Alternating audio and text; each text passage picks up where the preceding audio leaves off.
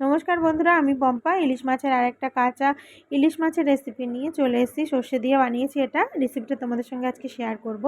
দেখো, আমি এর মধ্যে কাঁচা মাছ নিয়ে নেব। নিয়ে এর মধ্যে নুন হলুদ দিয়ে মাখিয়ে রেখেছি আমি এটা 15 মিনিট মতো।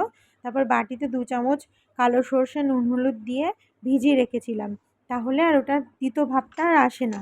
এবার ওর মধ্যে 1 চামচ পোস্ত দিয়ে ওটাকে বেটে নিয়েছি। এবার কাঁচা তেল দিয়ে দেখো মাছটাকে কিন্তু আমি ভালো করে মাখিয়ে নেব। নিয়ে আধ ঘন্টার জন্য ওটাকে রেখে দেবো। এবার একটা বাটির মধ্যে আমি নুন হলুদ আর শুকনো লঙ্কা দিয়ে গুলে নিয়েছি। তার মধ্যে কড়াইতে সর্ষের তেল দিয়ে এর মধ্যে একটু কালো জিরে ফোড়ন দিয়ে ওই মশলাটাকে ঢেলে দিলাম। দিয়ে একটু কষিয়ে নেব।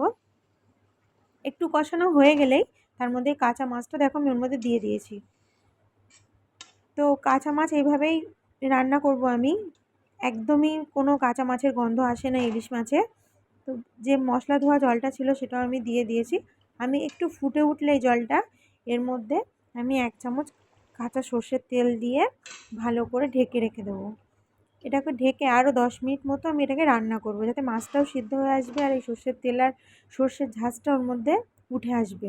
যে বাটা মশলার ঝাঁঝটা সেটা উঠে আসবে। 10 মিনিট পর ফিরে এসে দেখো রান্নাটা আমার হয়ে গেছে। সর্ষের তেল দিয়ে এটাকে নামিয়ে নেব।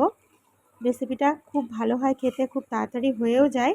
তোমাদের যদি রেসিপিটা সবার ভালো লেগে থাকে তো লাইক শেয়ার ও কমেন্ট করো। রেসিপিটা কে কোথা থেকে দেখছো তা আমাকে জানিও, আর কেমন লাগলো তা বলো। রেসিপিটা দেখার জন্য ধন্যবাদ। বাই।